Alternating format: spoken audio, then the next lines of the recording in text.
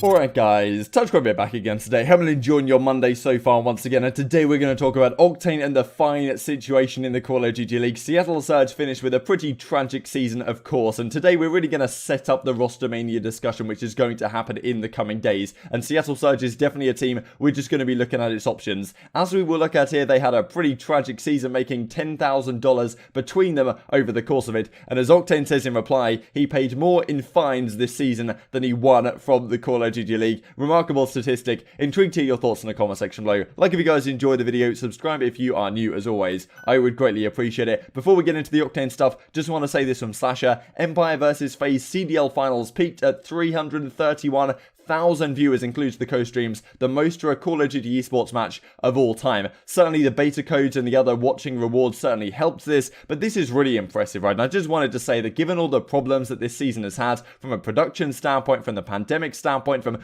everything that has gone wrong, or everything that could go wrong has gone wrong pretty much for the Call of Duty League this season, and to come out of it with a world record, viewership breaking, I thought it was a really good spectator experience as well, to be honest. The championship weekend on the whole definitely probably got some new fans into the CDL, and the growth on this channel, the growth on the Reddit, and people have said Call of Duty is dead and stuff. The CDL has blown it out the water, I think, this season, to be honest, compared to expectations. The YouTube deal seems to be working well, and the future is bright, to be honest, I think, for Call of Duty Esports, and this weekend was just another shining light in, a difficult season for sure. If we get a great game next season, we get great developer support, I mean, Call of Duty can really be something special. Now, I do truly believe that, and this is just showing that is certainly possible, even on a game like Modern Warfare. And as Slasher continues with, since deleted, Activision Infinity Ward let competitive Call of Duty down this year, but the pros and the community carried it through, and that applies to you guys in the comment section below. This then from Octane Sam: I just saw that graphic for prize money earned for every team. I paid more in fines than prize money earned. So we've talked about the fine situation earlier this season. I mean, Octane calling out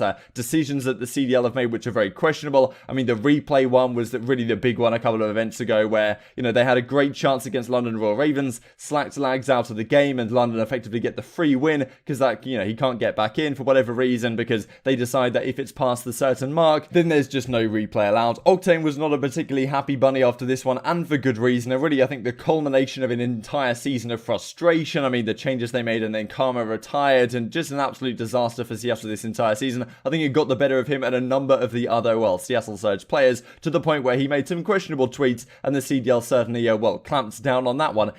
Talking about how the league was a joke, and how the competitive integrity was non-existent, and this kind of public-facing stuff from the players, the CDL doesn't really want to have, right? Because then it kind of looks like their league is a joke, and maybe it is at times, and some of the decisions they've made have been a joke, in my opinion, but, Octane calls that out and gets fined as a result. This was the graphic then that, Intel Call of Duty Crone over there put together. These were 2020 tournament earnings. Let me just bring this on the big screen so you guys can see what it looks like. Empire, topped the lot, of course. They won the World Championship with $1,720,000. 4 first places, 1 second place, 4 third places over the course of the season, and then it goes down and down from there, of course. So FaZe in second, Chicago in third. This is as we see overall prize money winnings. CDBL champs are contributed a large amount of that, of course, for almost all of these organizations, and that's why you see such a big separation from teams like Paris Legion, for example, down here in 10th place with 140,000, but 100,000 of that came from the World Championship, and second and third place they got throughout the season clocked up the rest of it. But Los Angeles Guerrillas and Seattle Surge both made one top 4 placing. Seattle's one was when they beat Los Angeles Guerrillas twice in the same tournament to make it out of that kind of GSL style group. But Seattle Surge do get a third place. They win $10,000 total over the course of the season in terms of prize money. $0 for the World Championships to become 11th and 12th, as LAG and the Seattle Surge did, losing of course to Paris Legion did the Seattle Surge in that kind of interesting series that we did discuss at the time. Proto was lagging, there was the domination glitch, all of this kind of stuff.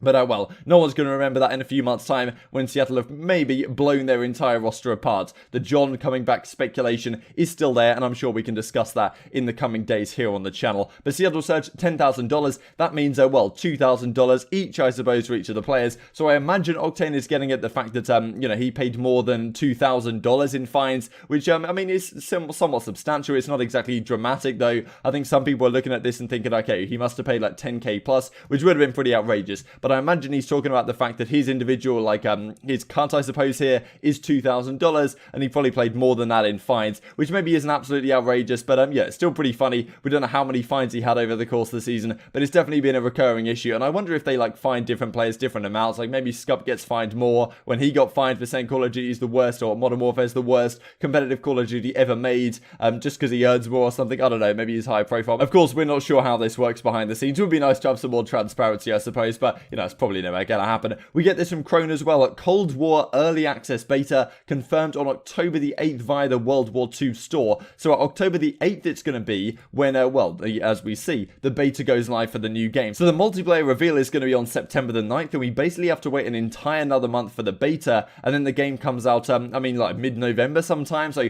pretty interesting. I'm surprised we have to wait this long. I was hoping it was going to be late September sometime. Usually it's quite nice through the off-season to have that to play as well, but I imagine people are going to be going back to World War II. People have already been playing like World War II 8 and stuff, because it seems like a lot of the pros believe that next season is going to be in the 4v4 format, and well, supposedly that could have been the very last series we saw yesterday in the 5v5 league, as TJ will discuss right here. Potentially the last 5v5 series we will ever see. We then get this from Credit CDL Intel. Was that the last 5v5 series we will ever see in Call of Duty? I've heard a lot over the past month, and I did also mention this in the comment section of yesterday's video. Pro players and others behind the scenes genuinely believe next season will be switching back to 4 versus 4. Personally, I won't believe it until it is confirmed. Rostermania sooner either way. As I say, to my understanding, I believe that the pros are expecting it to be 4v4. I don't know if this is one of those things where it's kind of like rumored that it's 4v4, and then it kind of goes around the community and the pro players, and they think, yeah, Dan, that sounds reasonable for various reasons. Like, I can see why that would be the case, and therefore everyone starts believing it, and everyone jumps on the bandwagon of something which may not necessarily be true, because Hector was talking about how he doesn't really know, and if he doesn't know, I can't imagine, like, the pros would know absolutely guaranteed, but it seems like they are expecting it to be 4 versus 4, and that is a big deal, to be honest, because when they come to decide rosters, or when they come to, well, choose who's going to be on teams, and when they're building rosters in their heads, and probably in DMs right now on Twitter, as, like, the Call of Duty is run by, I mean, they're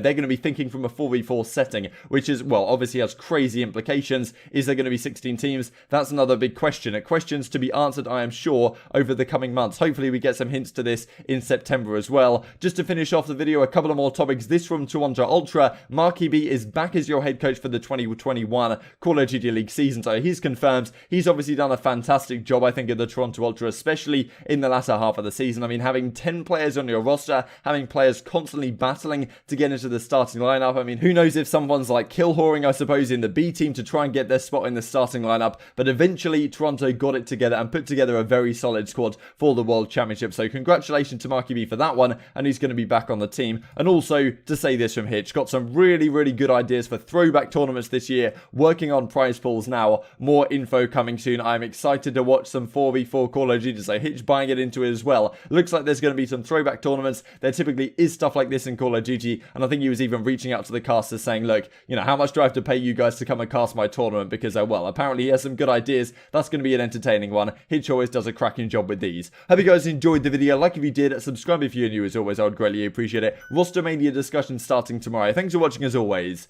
and I will see you next time.